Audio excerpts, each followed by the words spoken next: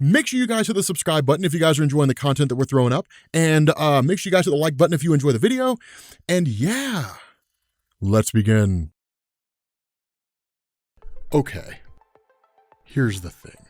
Here is the thing. Here is the thing. Okay, so Donny Cates writing Thor, or writing Thor, it kind of threw me off, right? Because reading Venom, like the way he handles Venom is really, really good. Here's something you guys need to understand. Donny Cates is writing both Thor and Venom. This is a perfect indication of how art can totally change the tone of a comic. Because if Ryan Stegman, for example, had been drawing this comic, I feel like it might have taken away from things. But like when you look at this for what it is, like when you go through and you look at the comic itself, and you've got like Nick Klein, who's the one that's drawing it, totally changes the tone of the comic. And it's absolutely amazing. Dude, Donny Cates, dude, this issue #1 is nuts, right? It's absolutely awesome. So here's the thing. This comes off the heels, not really directly off the heels of War of Realms. In reality, it doesn't even come off the heels of King Thor. It takes place probably a little while after War of Realms. We're not really given like a definitive time frame. We're told like it's been a while since the War of Realms happened, basically. But this basically kicks off with like the Hammer of Thor just like traveling through space, right? Just like literally traveling through all of the realms. So the first thing, it goes through the realm of the Vanir, Alfheim. It goes through like the realm of Nidavellir. It goes through like Jotunheim. It goes through all of the 10 realms. And this is like one of the coolest openings to a Thor comic ever, right? Because like Thor's voice is basically emanating from this hammer to all these realms. And presumably it's just kind of an echo of his voice that's left behind. Like as he speaks, like once it passes through that realm, everybody in that area can hear it. But it's one of the coolest things, because what he basically says is, it's been a while since we had the War of Realms. And with that conflict, we did enough fighting to last millennia. And so what he basically says is, at this point now, the old king is dead, right? Odin's dead and out of the picture. I am now the king of Asgard. Let there be peace, or let there be thunder, i.e. cool your britches, or I'm coming down there and all hell's gonna break loose.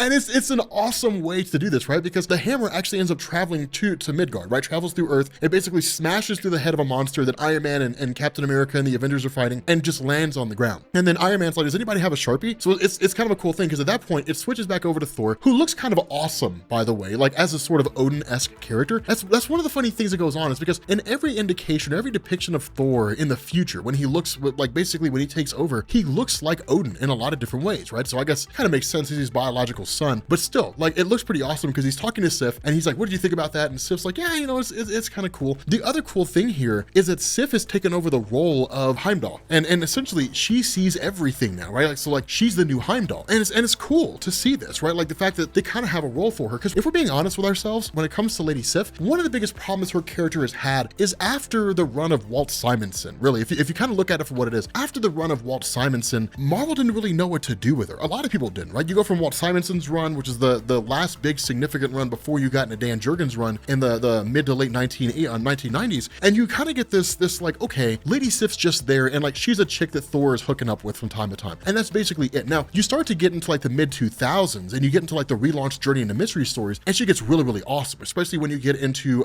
J. Michael Straczynski's run on Thor. Then she gets really, really cool. But there was a period of time when she was just kind of like the chick who was there, and more recently that's sort of been the case, right? Like this girl who's kind of been there with Thor, and they slept together, they've been in a relationship, and then Thor broke up with her, and they ended up, he ended up getting with Jane Foster, and then that ended, and then he was back with Sif again. And it's one of these things where it's kind of on again, off again. But it's cool that Marvel's sort of given her a role in the sense that she's like the new Heimdall. The other part of this is the reason why Iron Man asked for a Sharpie is because he wrote on the hammer, nice shot, enjoy your retirement. Which is a cool little message to Thor, right? It's a cool little thing. But the funny thing about this is that Thor does not like being king. I wouldn't really say he hates being king, but it's certainly something that he's not used to, right? It's not something that he's really prepared for, because it requires a whole different kind of skill set. And this is really brought to bear when he basically dismisses Volstagg, who's asking about like the alcohol they're supposed to have for like some big dinner, and like the food and so on and so forth. And Thor's like, I have better things to worry about than that. And Loki shows up. Now, of course, Loki's leading the Frost Giants, right? That came out of Jason Aaron's run on Thor, that Loki's basically in charge of the Frost Giants after the War of Realms and all that. But one of the things he does, and this is a really, really important conversation, is he starts talking to Thor, and he starts asking him questions. What's it like? Are you used to it? That kind of a thing. And this is important because what it does is it establishes that Thor's out of his element here. Thor's never really been a king of Asgard up to this point. There have been times where he stood in place of Odin, right? Like when Odin died after the events of Dan Jurgens' run, when he died against Surtur, then like Thor took over as leader, right? I mean, it was a short-lived leadership. He ended up dying shortly after during Ragnarok. Ragnarok, but like there's been times where he's been like an interim king, but Odin always ends up coming back. And the indication here is that there is no Odin here right now, right? Like Thor is the tried and true king of Asgard now. And because of that, it kind of makes sense given the fact that Odin in the Marvel Cinematic Universe is now gone. And as we know, in at this point, the comics really kind of copy the movies as opposed to the other way around. And so what you get is basically Thor completely taking over the role. And it's awesome because Loki starts hitting at that and he's like, are you sure you're ready for something like this, right? Like, and that's the case. Like Thor has led soldiers into battle. He's fought all manner of different enemies, but being a king requires a whole new type of skill because not every problem as king can be solved with just like conquering your enemy. As a king, you have to know diplomacy, but you have to understand that sometimes the pen is mightier than the sword, right? That sometimes you have to go to your enemy and you have to find a diplomatic way in order to avoid warfare, right? Thor's not really used to that. Thor's just like used to going in with his hammer and just like smiting everything within sight. And so it's a strange situation for him. Not only that, where he goes to get up, Loki basically says, or he asks him, it's getting heavier, isn't it? Of course, making reference to Mjolnir. And that's when we start to learn that this is true, that apparently what's happening is that for Thor, the hammer of Mjolnir is getting heavier. Now, what it seems to indicate is Thor is becoming less worthy. Now, it doesn't mean that Thor is losing his power or losing his worthiness in its entirety, right? So before you guys who hop on the bandwagon, oh, here we go again, Thor is losing his worthiness, that doesn't really seem to be the case. In reality, it's too early to know if that's really what's happening or not. Now, if you have the ability to see the future and you know this is what Donny Cates is going to do, then let me know, right? Because I could use those winning lottery numbers. But assuming that you can't,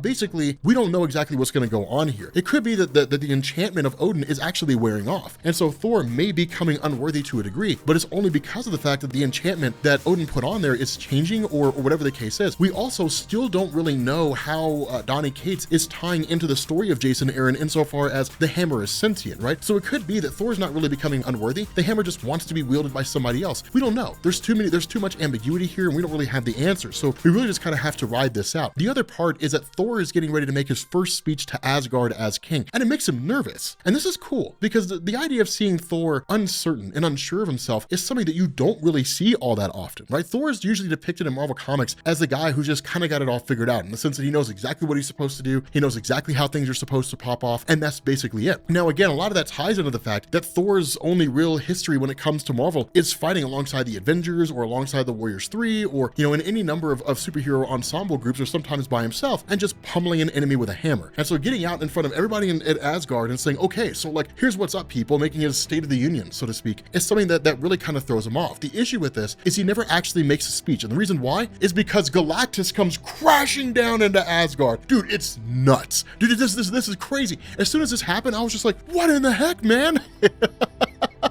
Donny Cates, man, what in the heck? Donny Cates doesn't just dismiss this, like Galactus crashes, and then like a little while later, Thor immediately goes to attack. Now, understand, there's history here, and that's one of the great things about what Donny Cates is doing is he's not wiping the slate clean. Those of you guys who remember who have read throughout the history of Thor, like there was this great big huge battle that took place when Galactus showed up at Asgard trying to take the Galactus seed, right? Like the seed that would give birth to a new universe. He wanted to remove it from Asgard and to consume it. But the issue with this is that Thor really has with that history kind of being there between the two of them, Thor's first instance is to attack Galactus because his thought is Galactus has come to Asgard to attack it because Odin's not there anymore. It makes sense that Thor would react the way that he does, but immediately Galactus says, stop. I'm not here to attack you. I'm not here to conquer you. I'm here because basically like you're the only one who can really help me out here, that the Star Plague is on its way here, the Great Black Winter. And it's a cool thing because when that happens, like literally what we end up learning is that following this and everything that's coming, that basically the World Tree of Yggdrasil begins to die. And so what Thor does is he calls together all of the heralds of Galactus. Now, this is the smartest move that Thor could make. And the reason why is because given the nature of the heralds, insofar as characters like Alpha Ray, characters like Stardust, the Silver Surfer, Frankie Ray, Cosmic Ghost Rider, Praetor, but basically with all these different heralds, they've all served under the direction of Galactus at different points in time, and they've all experienced different things. And so literally the question of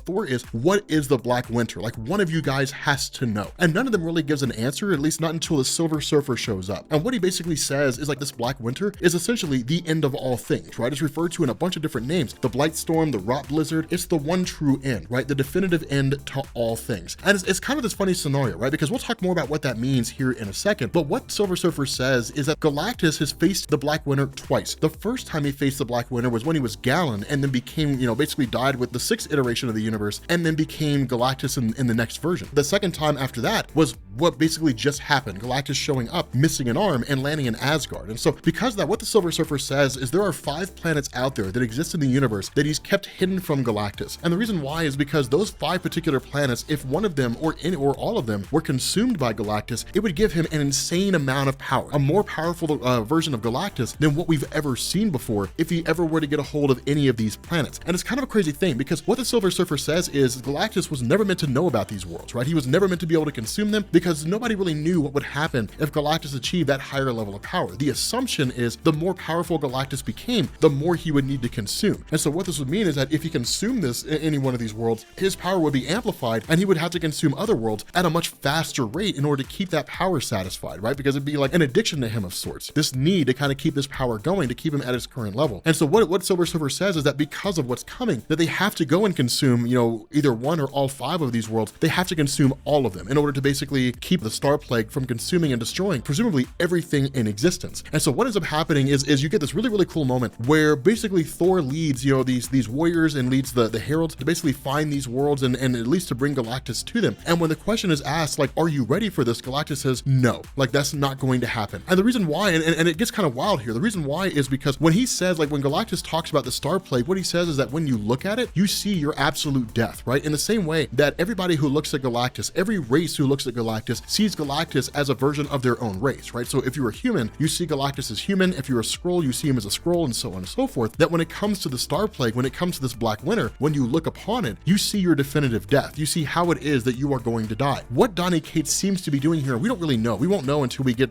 find out what the Star Plague is. But what Donny Cates seems to be doing here is changing Marvel history, changing the true reason for why it is that Galen became Galactus in the first place. And the reason why I say that is if you go back and you read Adventures of the X-Men, issue number 12, what you learn is a being called the Dweller in Darkness. And the Dweller in Darkness was this guy who wanted to essentially consume the entirety of the multiverse into himself so that when the multiverse was created anew, that he would be born with this astronomical level of power. Ultimately, he was defeated, but he had fractured the Imkron crystal. And when that happened, what it did is it led to the destruction of that universe and ultimately the universe that Galactus was in when he was a space explorer Galen. And so when the universe was reborn again, Galen was born into this new universe as Galactus. What seems to be going on here is Donny Cates is either taking that concept of the Dweller in Darkness and blending it in and modifying it a little bit, or he's completely wiping the Dweller in Darkness out of existence. That entire origin is being completely retconned and changed entirely, and then we won't really know what comes next. But what Galactus says here is that when he looked at the Black Winter, that the definitive death he saw for himself was Thor. He basically saw that Thor was going to kill him. And so when that happens, Galactus immediately starts blasting Thor. And what he says is, if this is going to happen, right? If this is going to happen, I did not come here to be your ally. I did not come here to be your friend. I came here for this one simple purpose, that if you are going to be the reason why I die, then you and I are going to go face this Black Winter together. You and I are going to destroy the Black Winter together, so that when the time comes when you do become my death, I'll have you close, and then we'll see how that battle fares out. And he says, until then,